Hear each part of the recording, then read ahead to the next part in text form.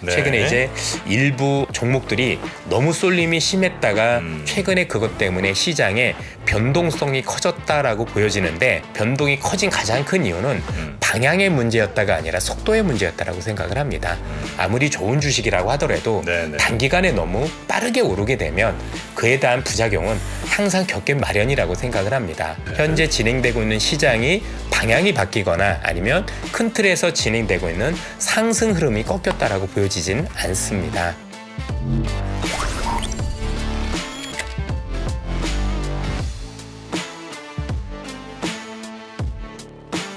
우리 이선엽 장군님 어서 오십시오. 네, 안녕하십니까. 네, 예, 반갑습니다. 반갑습니다. 예.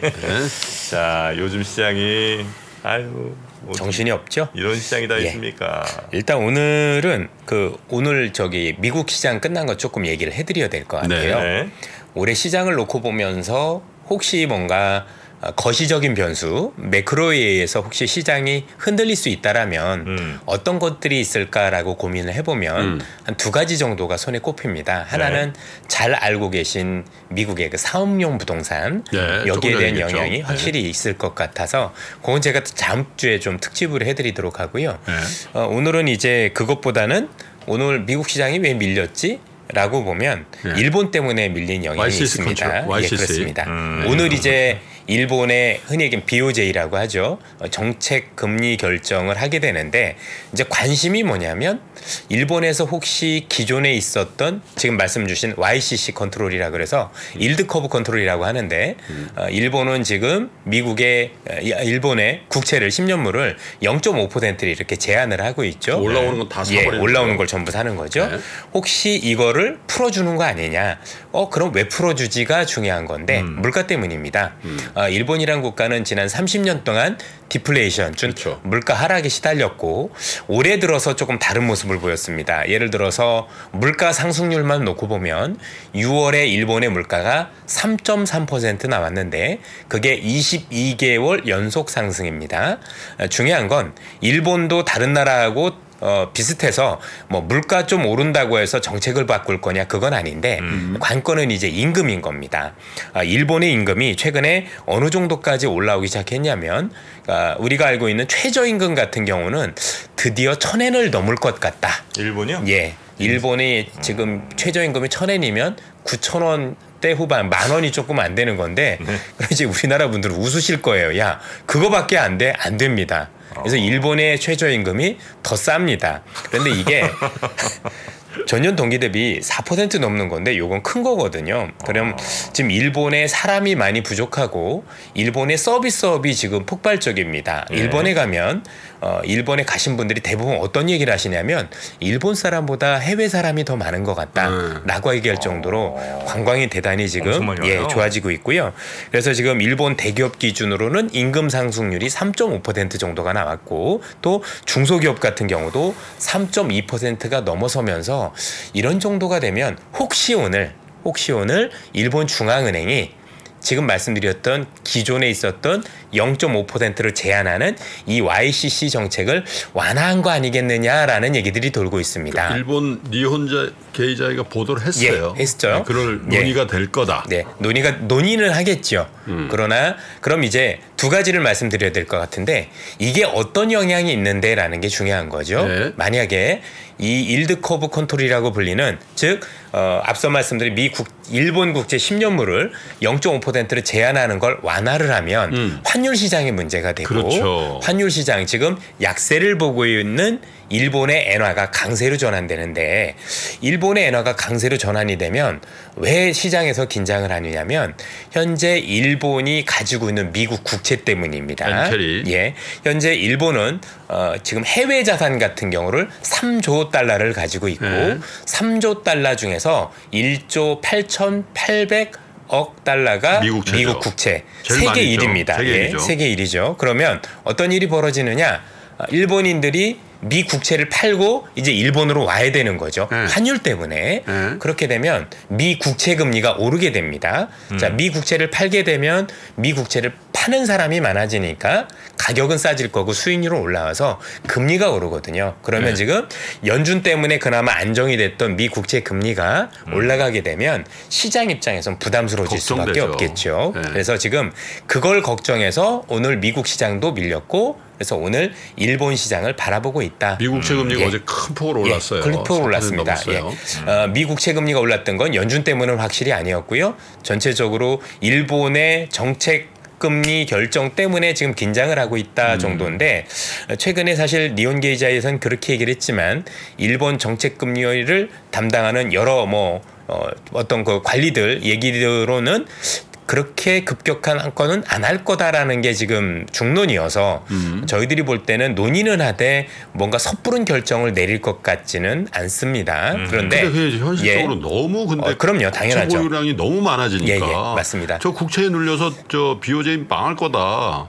그런 걱정이 실제 많단 얘기들이 말이에요. 많았죠. 그래서 어쨌든 미국과 일본은 이것과 관련해서는 반드시 정책적으로 조율을 하게 돼 있고요. 예. 그러면 누가 보더라도 일본 입장에서는 당연히 어느 시점에서 해야 된다라고 생각을 하는데 그 시점은 그래도 미국과 정책 조율이 되고 그 정책 조율이라는 게 누가 보더라도 미 국채의 금리가 조금 떨어질 수 있는 시기에 하면 사실 둘 다 그 부작용을 최소화할 수 있지 않을까.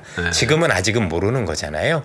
미국의 급체가 즉 미국의 정책 금리가 앞으로도 어떻게 될지 아직도 미지수인 상황에서 이런 어떤 일본의 정책 결정이 내려지게 되면 미국도 부담이 되고 일본도 부담이 될 수 있기 때문에 저는 일단 지켜보는 쪽이겠지만 오늘 그런 결정을 할 것 같지는 않다 쪽에 지금 무게를 두고 있습니다. 어제 그제 그 FOMC 결과의 성명문의 논조가 딱 한 가지로 요약을 하자면 데이터 디펜던트잖아요. 예. 뉴트럴하게 데이터 디펜던트. 사실 그거는 어떻게 보면 매우 진일보한 코멘트일 수도 있거든요. 예, 오히려 그 지금 말씀 주신 것들을 이제 지금도 말씀드려야 될 것 같은데 일단 어쨌든 앞에 있는 부분들을 소개를 하면 일본이 혹시 정책을 변경을 하게 되면 미 국채 금리가 오르는 부작용이 나타난다. 그렇죠. 그거는 우리 시장도 글로벌 시장도 좋죠. 부담이 될 수밖에 없다. 그런데 전체적으로 이와 관련된 항상 일본은 미국 정책 당국과 항상 조율 뒤에 이런 결정을 내렸다라는 걸 감안을 하면 사실 지금 당장 이런 결정을 내리는 건 우선 두고 봐야 되겠지만 아니지 않겠느냐 쪽에 무게를 두고 있는데 이게 12시에 열리니까 오늘도 점심 먹으러 못 갈 것 같아요. 그래서 일단 시장을 조금 더 한번 지켜보셨으면 좋겠다는 글쎄요. 말씀을 드리고요. 보시죠. 예, 지금 말씀드렸던 그 연준의 얘기를 조금 더 말씀을 드리도록 하겠습니다. 우선 이제 첫 번째 장편 한번 보시도록 하겠습니다. 우선 이번에 있었던 연준은 지금 그 의장님께서도 말씀을 주셨지만 그냥 간단하게 데이터 디펜던트 앞으로 잘은 모르겠고 데이터에 따라서 올릴 수도 있고 안 올릴 수도 있어 라는 얘기를 했다는 게 굉장히 중요한데요. 여기서 이제 핵심적인 내용 중 몇 가지 말씀드리면 첫 번째는 경제 전망을 올렸다라는 건 분명하죠. 여기 보시는 것처럼 기존의 모디스트에서 모더레이트로 올렸다. 그냥 우리 표현으로 조금 더 좋아졌다라는 표현입니다. 보통 이제 연준은 이런 표현을 쓸 때 세 가지 표현을 가지고 얘기를 하거든요. 가장 낮은 경제가 약간 좋아진 거 슬라이트라고 표현을 하고 그다음에 모디스트, 모더레이트 이런 세 단계 중에서 이게 이쪽에서 이쪽으로 옮겨왔으니까 조금 더 지금 나아지고 있다라는 얘기를 실제적으로 했다라는 거고요.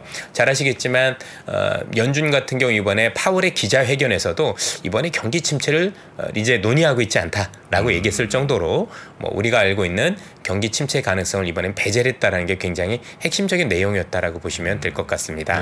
또 물가 안정, 6월에 있었던 물가 안정에 대해서는 상당히 긍정적인 평가를 내렸습니다. 좋았다. 다만 이게 한 번 가지고는 아니니까 우리가 추세를 확인해야 되지 않겠느냐. 몇 달치 정도 보자. 그래서 2번 정도 보자라고 얘기를 했었고요.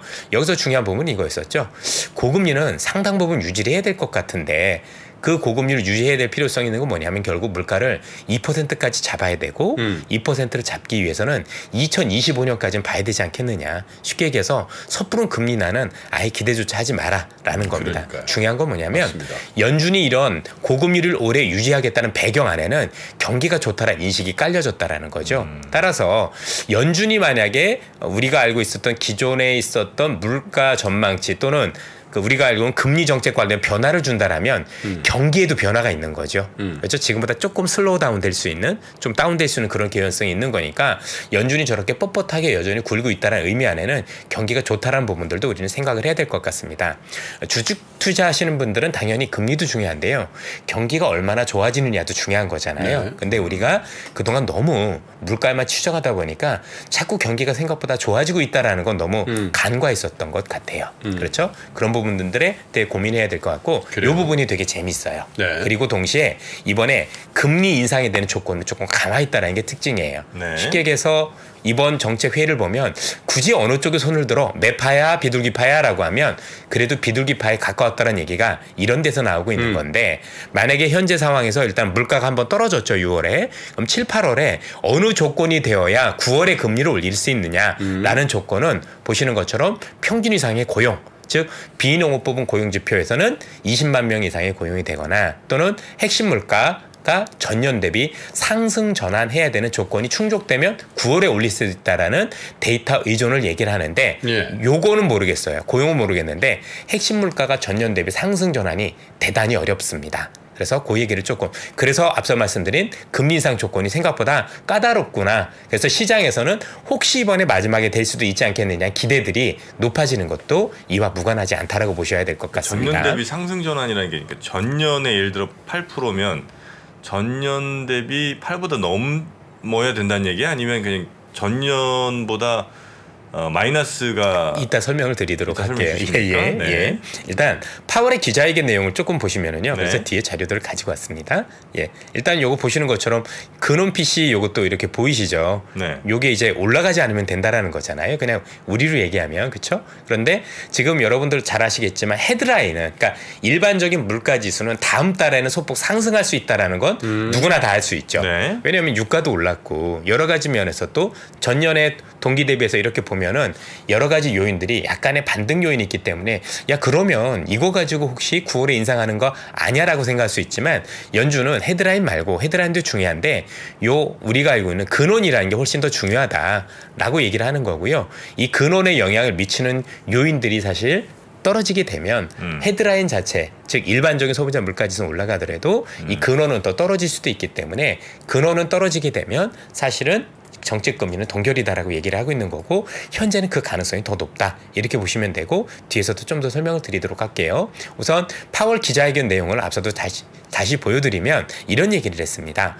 뭐 추가 금리 인상 어떻게 받아들여야 될까요? 라고 했더니 6월엔 되게 모처럼 너무 좋았네요. 근데 한 달만 가지고는 안 되고요. 몇 달치를 더 확인했으면 좋겠습니다. 그런데 통화정책은 현재 제약적이고 경제활동과 인플레이션의 하향 압력을 가하고 있다고 확신합니다. 이 얘기가 뭐냐면 다음 달, 그 다음 달 지표를 보면 이게 통화정책이 제약적이기 때문에 사실은 현재보다 근원 물가는 조금 더 높지 않겠습니까? 라고 은연중에 말씀을 주신 거죠. 네. 자, 요거 보시면 이게 금리인데 이게 근원 물가들이잖아요. 어떤가요? 금리가 물가보다 높죠. 그럼 제약적인 겁니다. 보이시나요? 금리가 더 높은 거. 이전에 아마 우리 3프로에서도 많은 훌륭한 분들이 나와서 얘기를 해주셨던 것 같은데 현재 금리 수준이 물가보다 훨씬 더 높기 때문에 제약적이고 이게 시간을 두고 반영이 되는 건데 그 얘기를 하는 겁니다. 현재 제약적이고 그래서 향후 인플레이션 하락에 압력을 가할 수 있다라고 확신한다라고 기자회견을 했다라는 얘기죠.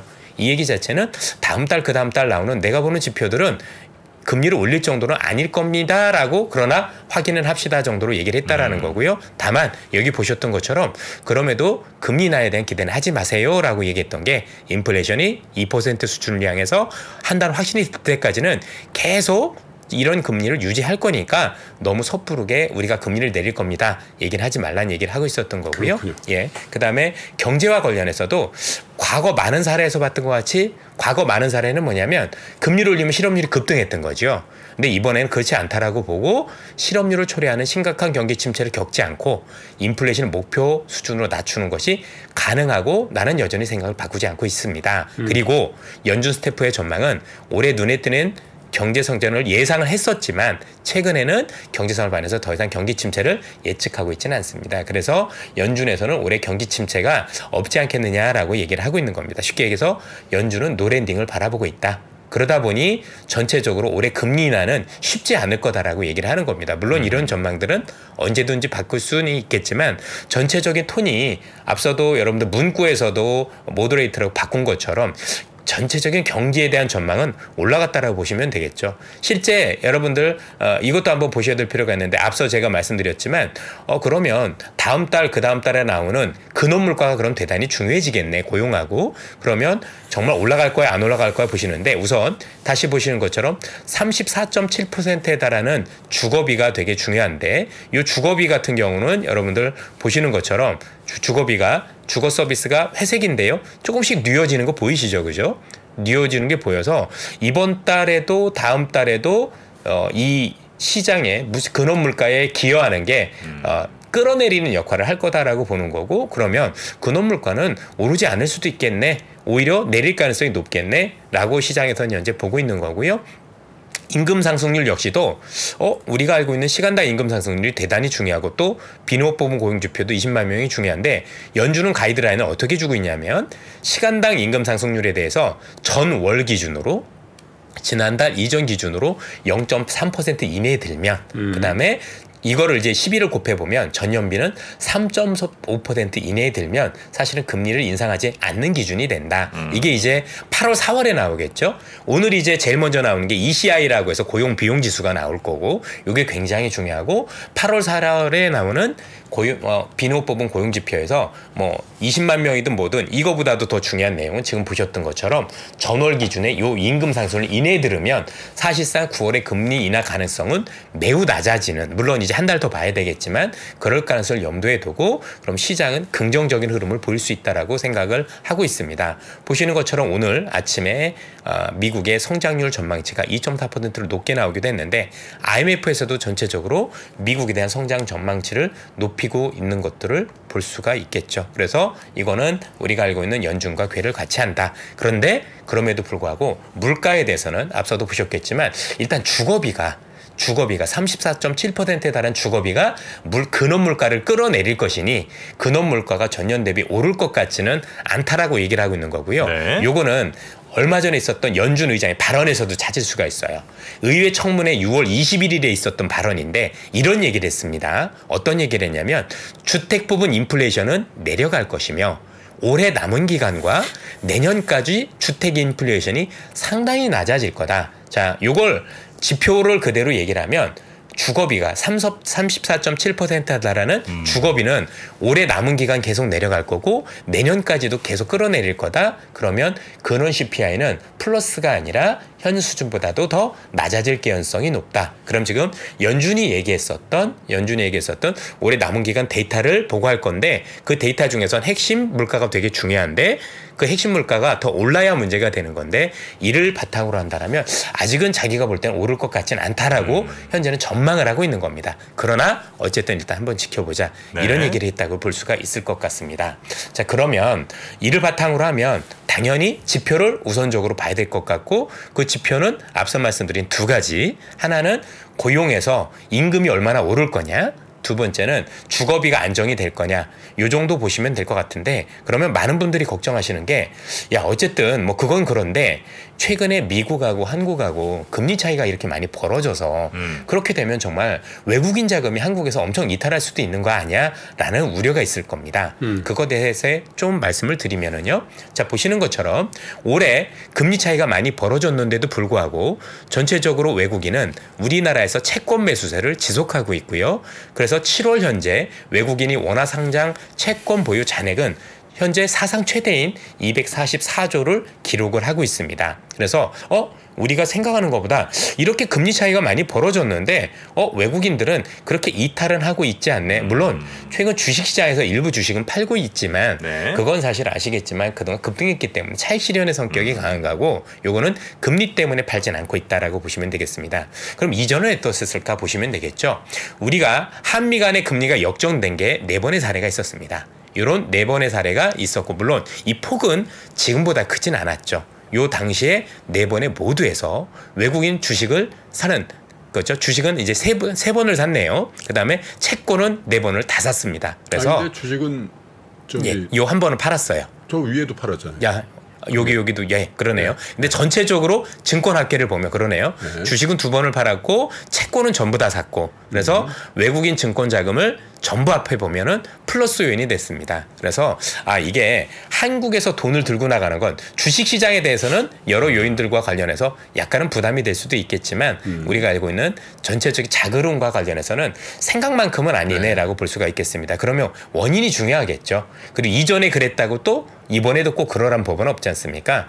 대부분 잘 아시겠지만 채권 관련해서 투자할 때 많은 부분을 할애할 수 있는 부분은 뭐냐면 어느 나라가 더 빨리 많이 금리를 내릴 수 있느냐가 중요할 거예요. 결국 채권은 금리가 내려가야 돈을 벌 수 있는 구조라는 건 우리 김프로님께는 훨씬 더 잘 아실 텐데 지금 경제 상황을 놓고 보면 그래도 미국보다는 한국이 조금 더 금리 인하 가능성이 시기적으로 더 빠를 가능성도 높고 부동산이 그만큼 어렵기 때문입니다. 경제도 마찬가지고 그리고 금리 인하폭도 더 클 수 있다라는 그런 가정을 우선적으로 외국인들이 하고 있다라고 볼 수가 있을 것 같고요. 또 해지 비용이나 여러 가지를 감안했었을 때 외국인들이 현재 이탈한 게 남지 않는다라는 부분 그리고 하나가 더 있다라면 그래도 신용 등급이 안정적인 국가에 투자할 수 있는 부분들이 많이 작용을 했다. 그래서 우려가 아예 없는 건 아니지만 주식시장은 일부 파는 모습도 또 보이지만 전체적인 흐름과 관련해서는 제가 볼 때는 조금 더 지켜보시도 되지 않을까. 너무 과다한 우려까지는 하실 필요가 없다라는 생각이 듭니다. 참고로 이 자료는 국제금융센터 자료를 활용했음을 말씀을 드립니다. 자, 그리고 이런 전체적인 흐름이 있었다라면 최근에 이제 우리나라도 그렇고 미국도 그렇고 시장에서 굉장히 안타까운 좀 쏠림이 좀 많이 있었다라는 거는 우리가 알고 있었을 겁니다. 그런데 최근에 미국 증시부터 시작을 해서 쏠림이 완화되는 모습을 많이 보이고 있습니다. 잘 알고 계시지만 요건 제목이 틀렸습니다. 미국의 재고는 아니고요. 요거는 이제 미국의 주요 지수라고 보시면 되는데 5월 달 이후에 미국 시장에서 벌어졌었던 일 중에 하나는 뭐냐면 빅테크 기업들 중심으로 너무 많이 올라가서 너무 과다한 쏠림이 있었던 거 아니냐라는 흐름이 있었는데 미국 중심으로 최근에 오늘은 좀 빠졌지만 다우 지수가 12일인가 11일인가 이상이 오르는 모습을 보여서 이런 쏠림이 미국 시장에서도 완화되는 모습을 많이 보였는데요. 이렇게 완화되는 모습을 보였었던 건 역시 경기가 좋아질 수 있다는 어떤 기대감들이 반영됐다는 게 굉장히 중요하다라고. 그동안은 이제 아무래도 빅테크 기업들은 이제 AI 모멘텀 이런 걸로 중심으로 가다가 경기가 좋아지는 모습을 보이면서 전체적으로 이런 쏠림이 완화됐었는데 실제 미국 같은 경우는 금융, 항공기, 정유, 주택 이게 홈디포 같은 회사들입니다. 유통, 화장품, 헬스케어까지 다양한 업종들이 양호한 실적을 내면서 긍정적인 흐름을 보이고 있더라라고 보시면 되고요. 이런 흐름이 국내에서도 다르지 않게 저는 일어나고 있다라고 현재 생각을 하고 있습니다. 네. 최근에 이제 일부 종목들이 너무 쏠림이 심했다가 최근에 그것 때문에 시장에 변동성이 커졌다라고 보여지는데 네. 제가 다른 말씀은 드리긴 그렇고 그렇게 변동이 커진 가장 큰 이유는 방향의 문제였다가 아니라 속도의 문제였다라고 생각을 합니다. 아무리 좋은 주식이라고 하더라도 네네. 단기간에 너무 빠르게 오르게 되면 그에 대한 부작용은 항상 겪기 마련이라고 생각을 합니다. 아마 이전에 여러분들 수많은 급등 사례를 보셨겠지만 수많은 급등 사례에서도 사실 단기간에 급등을 하면 한 번은 정도는 굉장히 급락을 하고 일정 부분 기간 조정을 거친 후에 다시 올라간 사례도 되게 많았습니다. 물론 꺾이는 사례도 있었겠지만 그래서 너무 속도가 과했던 부분에 대해서는 어쨌든 상당 부분 돌려주는 게 일단은 길게 볼 때 그 종목 만약에 좋다고 하더라도 제가 볼 때는 꼭 나쁘다라고만 얘기할 수는 없지 않겠느냐라고 말씀을 드리고 싶고요. 어쨌든 이로 인해서 한국 시장에서 벌어지고 있는 일들 중에 하나는 그동안에 많이 묻혀졌었던 정말 저평가된 기업들을 다시 돌아보는 계기가 돼서 시장이 다시 균형을 찾기 시작했다라는 게 일단은 저희들이 보는 시장의 모습이어서 현재 진행되고 있는 시장이 방향이 바뀌거나 아니면 큰 틀에서 진행되고 있는 상승 흐름이 꺾였다라고 보여지진 않습니다. 그래서 최근에도 정말 싸다라고 생각하는 기업들도 향후에 긍정적인 실적 전망이 되는 기업들 같은 경우는 저는 여전히 여러분들께서 긍정적으로 바라보고 매매를 하셔도 큰 무리가 없지 않을까 이런 말씀을 드리겠습니다. 네, 알겠습니다. 오늘도 수고해 주셨고요. 또 장이 급변동하니까 또 오늘도 금요일 너무 어렵습니다. 아니더라도 저희가 전화 좀 드리겠습니다. 급하게 모시는 일이 있을 수 있습니다. 알겠습니다. 자, 이선엽 이사님 고생 많으셨고요. 다음에 뵙겠습니다. 주말 잘 감사합니다. 보내십시오. 네. 운조 커피 한 잔과 함께 아침을 시작하는 그 행복, 우리가 또 포기할 수가 없는 거죠. 운조커피 로스팅 팩토리를 운영하고 있는 김운조라고 합니다. 어떻게 홍보를 할까? 라디오나 공영 매체를 통해서 하는 수밖에 없는데 그러기에는 비용적인 부담이 굉장히 크기 때문에 자영업자분들이 다 아마 마찬가지실 거예요. 3프로를 통해서 저를 전혀 모르시는 분들이 주문을 하셨고 그분들의 솔직한 말씀이 없으셨다 그러면 제가 지금까지 성장을 못했을 것 같아요. 3프로와 함께 한 시간 없이 운조커피의 성장도 없었다고 생각합니다. 초심을 잃지 않고 항상 맛있는 그리고 기분 좋은 커피를 만들 수 있도록 노력하겠습니다.